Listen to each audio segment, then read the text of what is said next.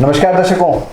आपने अक्सर कभी किसी चोट की वजह से, किसी एक्सीडेंट की वजह से या किसी मेडिकल रीज़न से किसी व्यक्ति के अंदर ब्लड क्लॉटिंग यानी खून के थक्के जमने की बातें अक्सर सुनी होंगी।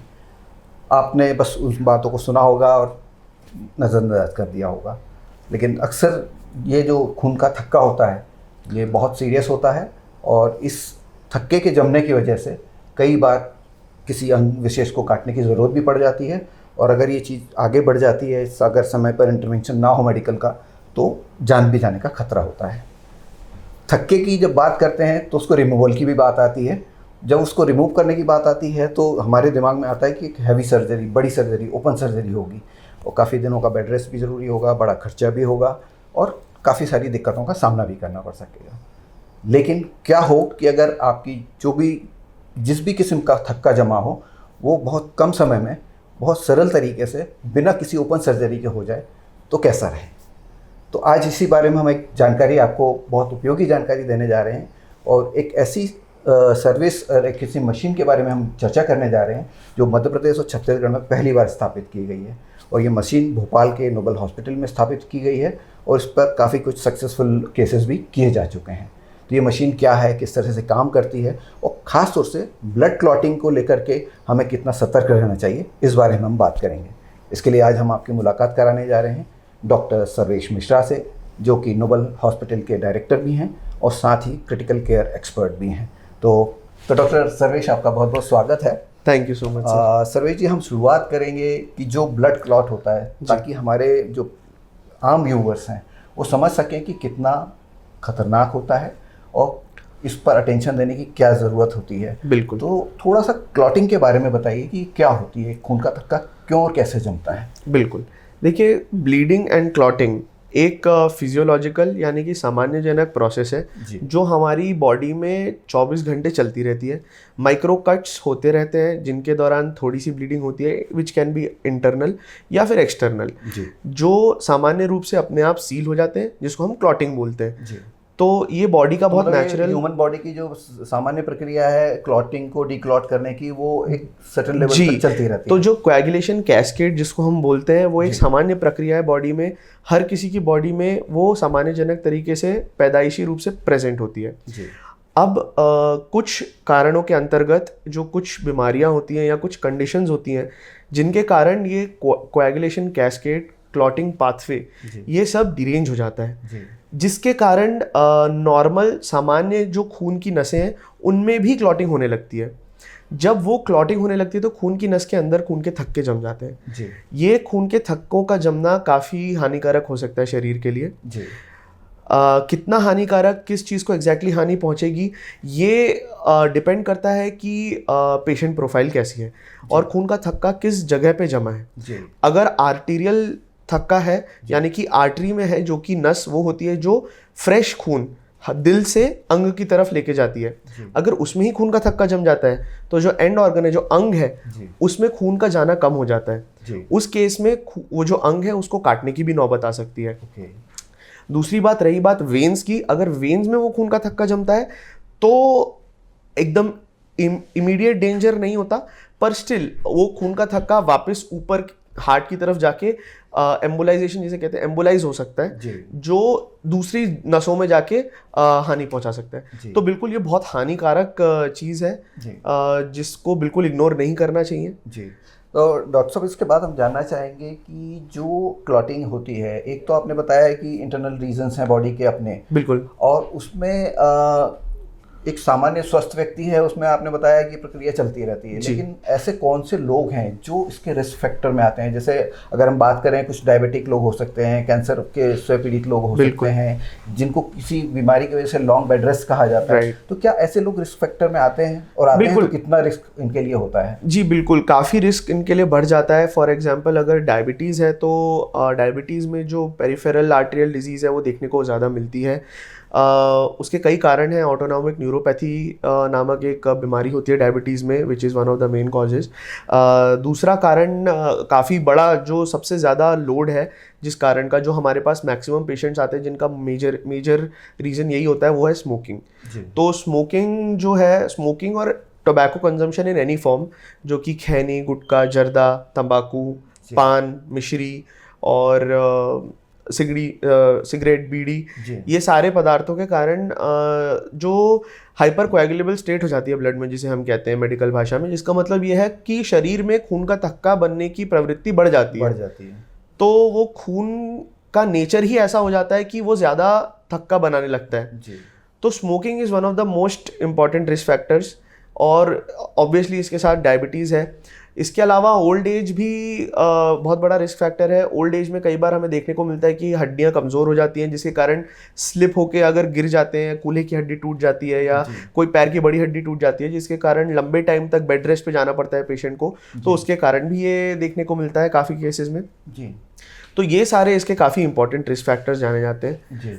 डॉक्टर साहब, इसके बाद मैं सॉरी आपको काट रहा हूँ। नहीं, बिल्कुल, मैं इसके आगे हम बढ़ना चाहेंगे। आपने मल्टीपल रिस्क फैक्टर्स बताए हैं, एज फैक्टर भी है इसमें, और कुछ बीमारियों से जुड़े हुए फैक्टर्स भी आपने बताए। कुछ कॉन्जेनाइटल बीमारियां भी होती हैं, एप्ला सिंड्रोम और ऐसे कई सारे, जिनके कारण भी ये देखने को मिलता है। ऑटो इम्यून डिसीजेस के बारे में कुछ ऑटो इम्यून भी है, कुछ जेनेटिक भी है। जी बिल्कुल। ओके, तो डॉक्टर साहब इसके बाद अब हम आते हैं हमारा जो मेन टॉपिक है आज का, कि आपने रियोलिटिक थ्रोम्बोक्टोमी सिस्टम के ऊपर बेस्ड एक मशीन को इंपोर्ट किया है। बिल्कुल। और आपके यहाँ उस मशीन को इंस्टॉल किया गया है। तो अगर हम बात करें ट्रेडिशनल तरीके से, जो अभी तक आप सर्जरी के ज़रिए और बड़ी चीरे के ज़रिए लोगों को ब्लड के थक्के से निजात दिलाते आ रहे हैं, तो ये जो टेक्नोलॉजी है ये कितनी अलग है ट्रेडिशनल तरीक़ों से? देखिए, rheolytic thrombectomy is a technique. Rheolytic thrombectomy technique is the most advanced technique for clot busting in medical field. तो ट्रेडिशनली ऐसा नहीं है कि पहले खून के थक्के होते थे तो कुछ होता नहीं था, ऐसा बिल्कुल भी नहीं है। पहले वैस्कुलर सर्जन्स जो होते हैं वो करते थे। अभी भी बहुत केसेस के लिए हमें वैस्कुलर सर्जन्स की हेल्प लेनी पड़ती है। डेफिनेटली मैं आऊँगा उस टॉपिक पर भी कि किन किन केसेस में ये मशीन काम नहीं करती, जब हम उस बात को डिस्कस करेंगे। जी, तो पहले जो टेक्निक्स होती थी उनमें बड़ा चीरा मारना पड़ता था, एनेस्थीसिया देना पड़ता था, बेहोशी देनी पड़ती थी, काफ़ी लंबा टाँका पड़ता था, इन्फेक्शन का चांस ज़्यादा होता था, पेनफुल टेक्निक होती थी। तो ये सब चीज़ें ब्लड लॉस का बहुत बड़ा रिस्क होता था। तो ये सब चीज़ें जो हैं बहुत नुकसानदायक हो जाती थी पेशेंट के लिए। तो ये सब चीज़ें इस मशीन के थ्रू अवॉइड हो जाती हैं बेसिकली। तो अब हम आते हैं इस मशीन की जो टेक है वो किस तरह से काम करती है, जो कि ट्रेडिशनल तरीका था। आपने बताया कि सर्जरी होती है, उसका चीरा लगता है, लेकिन ये मशीन में बताया जाता है कि ये बहुत मतलब मिनिमली इन्वेजिव है। तो ये कैसे काम करती है? Actually, I would go as far as saying it is non-invasive, but that is obviously not correct terminology. So basically, femoral arterial catheterization mainly, या कोई भी large arterial catheterization depending on which vessel is blocked, हम लोग एक vessel को select करते हैं। उस वेसल में, जैसे आपको पता होगा, आईवी कैन्यूला हम डालते हैं नॉर्मल दवाइयों देने के लिए, ड्रिप जिसको बोलते हैं सामान्य भाषा में। वैसी एक ड्रिप नुमा नीडल, बस उतना ही एक छेद रहता है शरीर में, उसके थ्रू हम लोग बॉडी की कोई सी भी वेसल में जाके जहाँ भी थक्का जम गया है वहाँ तक पहुँच सकते हैं, वहाँ तक पहुँच के उस थक्के को निकाल सकते हैं। तो इसमें कोई बेहोशी की ज़रूरत नहीं होती, पेशेंट पूरा होश में रहता है, पेशेंट इज़ वेरी कंफर्टेबल। खून जाने का कोई सवाल ही नहीं उठता, क्योंकि चीरा ही नहीं मार रहे हम लोग। टाँके लगाने की कोई बात नहीं होती, बिकॉज कोई चीरा नहीं है। Again, pain is not existent, pain नहीं होता है पेशेंट को बिल्कुल भी, and recovery is very fast. So this is और पूछना चाहूँगा इसके अंदर, जैसे आपने बताया कि आप उस प्लेस तक पहुँच गए, आपने थ्रू निडल जो आपका जा रहा है उसके अंदर आपने उसको बर्स्ट किया, और बर्स्ट करने के बाद क्या उसी को वापस सक कर लिया जाता है? क्योंकि दर्शकों के, हमारे जो दर्शक हैं उनके दिमाग में प्रश्न आएगा, आपने उस थक्के को डिक्लॉट कर दिया। नहीं, बिल्कुल सही सवाल है जी। नेचुरली उसको वहाँ पे डिक्लॉट करके छोड़ते नहीं है, बिकॉज वो दूसरी जगह जाएगा फिर, definitely that is more harmful. So machine का बहुत ही कोलोक्वियल भाषा में हम लोग थ्रोम्बोसक्शन बोलते हैं। तो हम लोग क्या करते हैं, मतलब दर्शकों मतलब खींचना, सक्शन मतलब बिल्कुल खींचना। तो हम लोग एक बहुत ही एडवांस मेडिकेशन है एल्टीप्लेज, एंड इट्स एनालॉग्स। तो ये खून का थक्का गलाने की दवाइयाँ हैं। मतलब इसमें मेडिसिन भी इन्वॉल्व है? बिल्कुल इन्वॉल्व है, बिल्कुल इन्वॉल्व है, क्योंकि खून का थक्का जो जमता है वो ऑर्गेनाइज्ड क्लॉट फॉर्म कर देता है, जो कि बहुत सख्त होता है, बहुत हार्ड होता है। तो उसको हम कुछ भी नहीं कर सकते। उसमें अगर हम ज़्यादा छेड़खानी करते हैं तो जो जिस वेसल में वो है, तो वो वेसल में भी नुकसान, डैमेज होने का बहुत चांस रहता है, बिकॉज नेचुरली वो ऑर्गेनाइज क्लॉट है। तो हम लोग पहले उसको डीऑर्गेनाइज करते हैं, और डीऑर्गेनाइज करने के बाद जब वो थोड़ा गल जाता है तो वो जो मशीन है उसके सिस्टमैटिक फंक्शनैलिटी के द्वारा we can aspirate the clot, तो वो क्लॉट मशीन में अंदर आ जाता है। डिपेंडिंग ऑन किधर क्लॉट है, उसका प्रेशर, उसका जो बलून है वेसल को फुलाने के लिए, किस साइज का कैथेटर यूज करना है, कितना प्रेशर से करना है, वो सब हम लोग डिसाइड करते हैं बेस्ड ऑन कितना बड़ा क्लॉट है, कैसा क्लॉट है। वो सब काफी टेक्निकल चीजें, बहुत इन्वॉल्व रहता है। जी बिल्कुल, बात से जो मैं समझ पा रहा हूं। हाँ, तो वो जो है सिर्फ हार्डवेयर की बात नहीं है कि सिर्फ दिमाग का सॉफ्टवेयर भी लगेगा। राइट, सिर्फ हार्डवेयर अगर मशीन आप लेके डाल दें तो वैसा नहीं है। बहुत ज्यादा टेक्निकली चैलेंजिंग प्रोसीजर होता है जी। तो इस प्रोसीजर के बारे में अब हमारे दर्शकों के दिमाग में एक प्रश्न जरूर आ रहा होगा कि ओवरऑल इस प्रोसीजर को कंप्लीट करने में कितना टाइम लगता होगा? सर, डिपेंडिंग ऑन किधर पे थक्का है जी, ये प्रोसीजर पूरा from start to finish it can take anywhere between 1 hour to 1.5 hour to it can lead to a maximum of 2 hours। जी, मतलब 2 घंटे से ज़्यादा तो आज तक नहीं चला है कभी प्रोसीजर। जी। तो जो केसेस हमारे पास आए हैं या तो by the virtue of that, but 2 घंटे से ज़्यादा टाइम यूजुअली नहीं लगता है। जी। अच्छा, इसमें डॉक्टर साहब ये जानना चाहेंगे हम कि किस तरह के क्लॉट्स को आप इसमें शॉर्टलिस्ट करके ले पाते हैं? कौन से क्लॉट्स ऐसे होते हैं जिनको आपको छोड़ना पड़ता है जो इस टेक्निक से संभव नहीं है? देखिए, क्लॉट ये वाली मशीन से और ये वाली टेक्निक से रादर हम लोग ऑलमोस्ट सारे क्लॉट्स एक्सेप्ट फॉर कार्डियक जो हार्ट की वेसल्स में होते हैं वो हम नहीं इसमें इंक्लूड करते हैं। बाकी जो पेरिफेरल क्लॉट्स हैं, पेरिफेरल आर्टीरियल हो गए, जो लिम्स जो हाथ पैरों की नसों में होते हैं, वेन में होते हैं, उस सेंस में बहुत ही कारगर है, तो वाइड स्प्रेड यूज़ है उसका। डॉक्टर साहब, इसके अलावा हम ये जानना चाहेंगे कि इस प्रक्रिया में लेने के पहले क्या कुछ सर्टेन टेस्ट वगैरह आप कंडक्ट करते हैं ताकि आप एलिजिबल है कि नहीं वो पेशेंट आप जान पाएँ? बिल्कुल। देखिए, मेडिकल फील्ड में अगर मैं आपको बताऊं तो एवरीथिंग इज़ रिलेटिव। तो relative to the risk we do investigations, है ना। अगर आप मुझे बोलें कि बहुत ही सीवियर हार्ट की बीमारी वाला पेशेंट आया है जिसको छोटा सा थक्का है पैर में जिसके कारण उसको थोड़ी सी प्रॉब्लम हो रही है, तो ऑब्वियसली मैं उसकी काफ़ी सारी जांचें कराना चाहूँगा टू बी श्योर कि जो प्रोसीजर हम कर रहे हैं वो सेफ़ है। बट वहीं अगर आप मुझे बोलेंगे कि 26 साल का एक लड़का आया है जिसके पैर में आर्टीरियल थ्रोम्बस है और उसका अगर हमने तुरंत इंटरवीन नहीं किया तो उसका पैर चला जाएगा, तो मैं नेचुरली उतने इन्वेस्टिगेशंस नहीं कराना चाहूँगा। तो इन अ नटशेल अगर मैं आपको बताऊं तो बेसिक इन्वेस्टिगेशंस जो होते हैं हमारे वो काफ़ी रहते हैं for a routine patient. Routine surgeries होती हैं उनके लिए जो आप चेक्स कराते होंगे वो उसी तरह के चेक्स इसके लिए भी रहते हैं। बिल्कुल। बस हम लोग इसमें थोड़ा किडनी का फंक्शन थोड़ा ज़्यादा असेस करने की चाह रखते हैं क्योंकि कैथ लैब में होता है ये प्रोसीजर, तो हम डाई यूज़ करते हैं जो किडनी से रिलीज होती है। आजकल तो बहुत एडवांस डाइज आ गए हैं जिनका कोई भी इफेक्ट नहीं होता है किडनी पे, पर फिर भी हम अपनी श्योरिटी के लिए, अपने सेटिस्फैक्शन के लिए वो एक जांच थोड़ा सा प्रेफर करते हैं, और बाकी रूटीन नॉट एनीथिंग स्पेसिफिक। जी। इसके अलावा एक चीज़ और जानना चाहूँगा, जैसा कि आपने अभी चर्चा के दौरान बताया था कि हार्ट पेशेंट्स कुछ आप एक्सक्लूड करते हैं, उनको इसमें शामिल नहीं करते हैं। बिल्कुल। इसके अलावा और ऐसे कौन से पेशेंट्स हैं जिनको आप इसमें एक्सक्लूड करते हैं, जिनके लिए ये जाँच संभव नहीं है?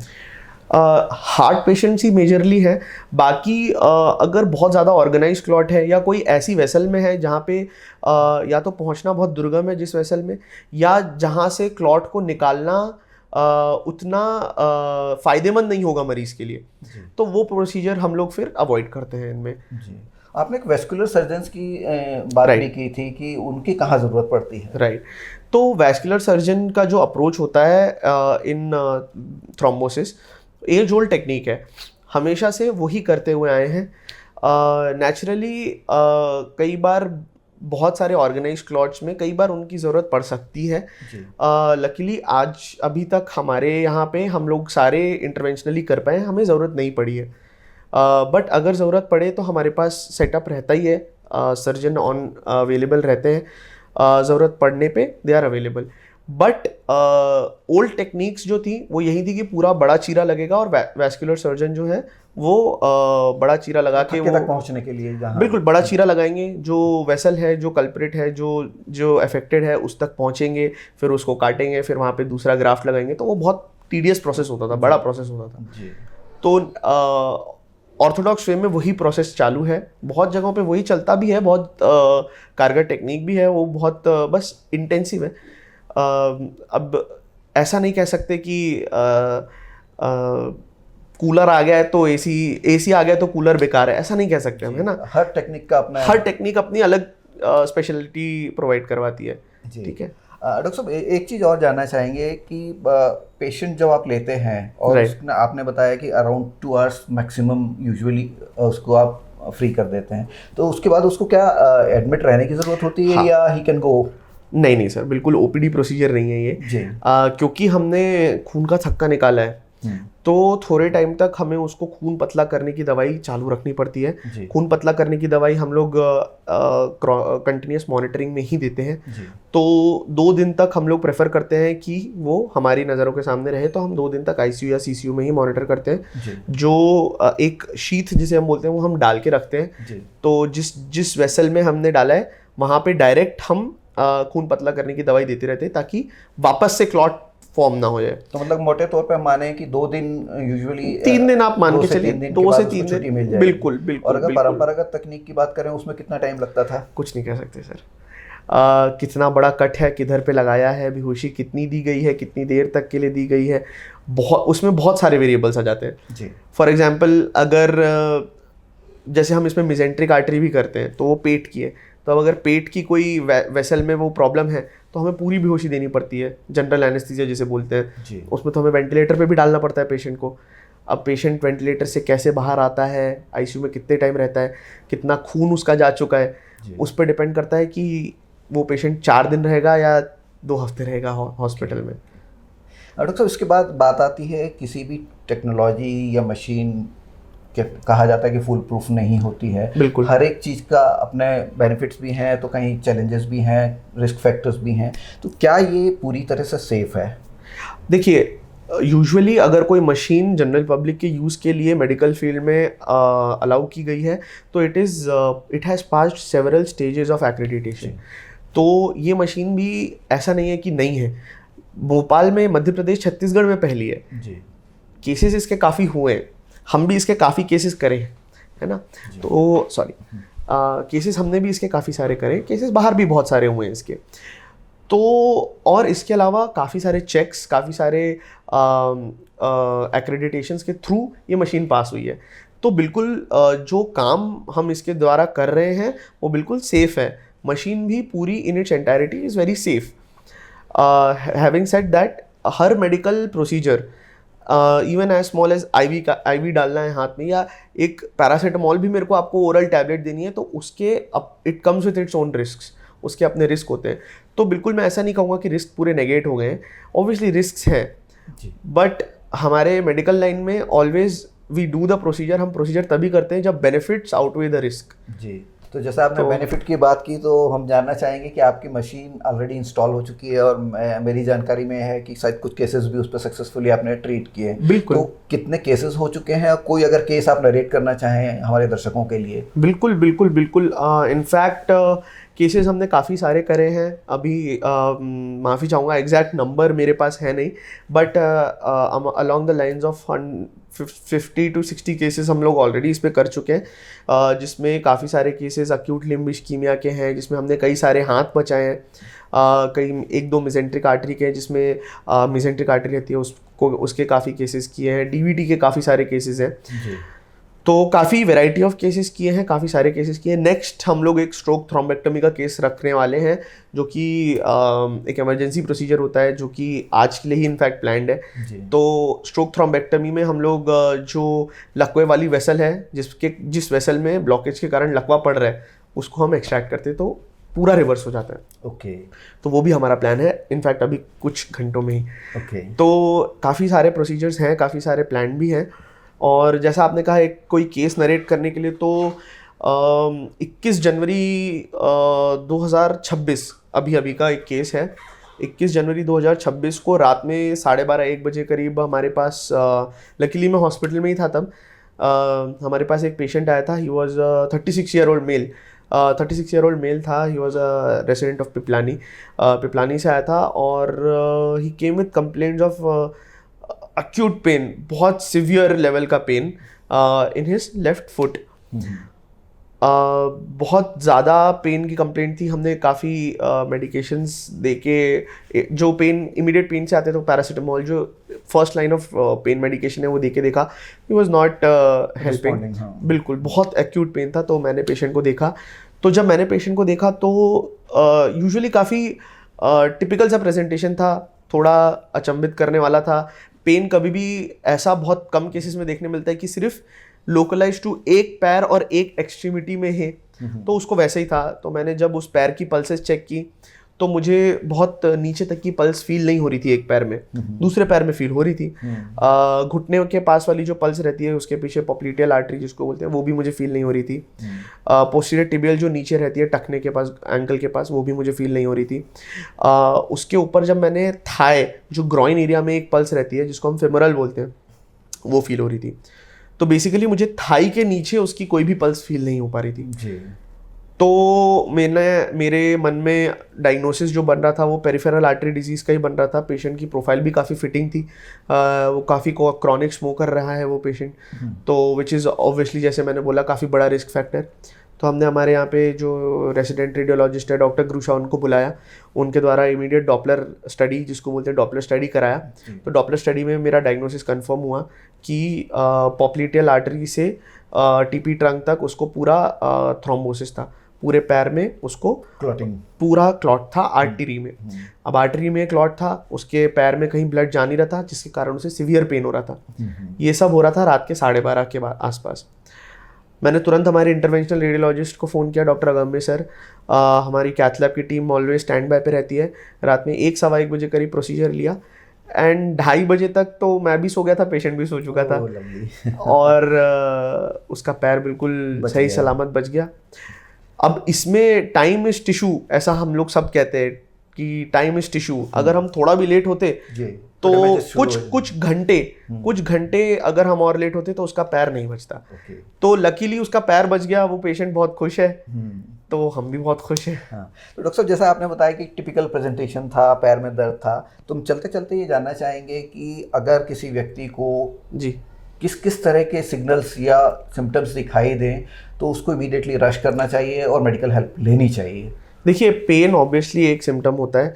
अगर आपकी बहुत ज़्यादा सेडेंट्री लाइफस्टाइल है जिसमें आप बहुत ज़्यादा टाइम तक, लंबे समय तक लेटे रहते हैं, या जो मैंने रिस्क फैक्टर्स बताए आप उनसे हैं, और आपको एक साइड, एक पैर में या एक हाथ में कुछ ज़्यादा दर्द है, ये सब है, तो आपको ऑब्वियसली एक बार there is no harm in getting a checkup done. Apart from this varicose veins में भी काफ़ी बार रिस्क होता है। अगर आप काफ़ी लॉन्ग टाइम ऑफ स्टैंडिंग है आपका, जैसे waiters, traffic police, chefs, teachers, in many cases nurses, workers भी काफी हद तक, बिल्कुल नर्सेज होते हैं, और बहुत सारे ऐसे सर्जन्स की भी बात करूंगा मैं, सर्जन्स, एनेस्थेटिस्ट, नहीं मैं तो खुद, मुझे वेरिकोज वेन्स है। तो अगर आपकी ये प्रोफाइल है तो obviously you are at a risk. Varicose veins में पैर में पेन, काफ पेन, और काफ़ी ज़्यादा इचिंग, ये सब सिम्टम्स काफ़ी ज़्यादा रहते हैं जी। तो अगर ये सब सिम्टम्स हैं तो you should definitely get checked, and it's not a very costly investigation, it is a non invasive investigation. Sonography की एक सरल सी टेक्निक होती है, कोई रेडिएशन भी नहीं होता, और उससे आपका डायग्नोसिस बन जाता है। ओके, तो thank you so much doctor साहब आज की जानकारी के लिए। दर्शकों, देखा आपने कि ये जो टेक्निक है, और जो उस टेक्निक पर आधारित मशीन जो आई है, इससे ना केवल पेशेंट्स को इमीडिएट रिलीफ मिल सकता है, बल्कि उनकी जान भी बचाई जा सकती है, अंग कटने से बचाए जा सकते हैं, और जो अभी तक लॉन्ग ट्रैवल करना पड़ता था, दिल्ली मुंबई जैसे शहरों में आपको जाना पड़ता था, वो अब यही पॉसिबल है। तो हम उम्मीद करते हैं कि ये मशीन आम व्यक्ति के लिए बहुत उपयोगी साबित होगी, और पूरे प्रदेश और बल्कि आसपास के राज्यों के जो लोग हैं उनके लिए भी हेल्पफुल होगी। आज के लिए बस इतना ही, जल्दी मिलते हैं एक और ताज़ा तरीन एपिसोड में। तब तक के लिए स्वस्थ रहिए, मस्त रहिए। धन्यवाद। Thank you sir. Thank you.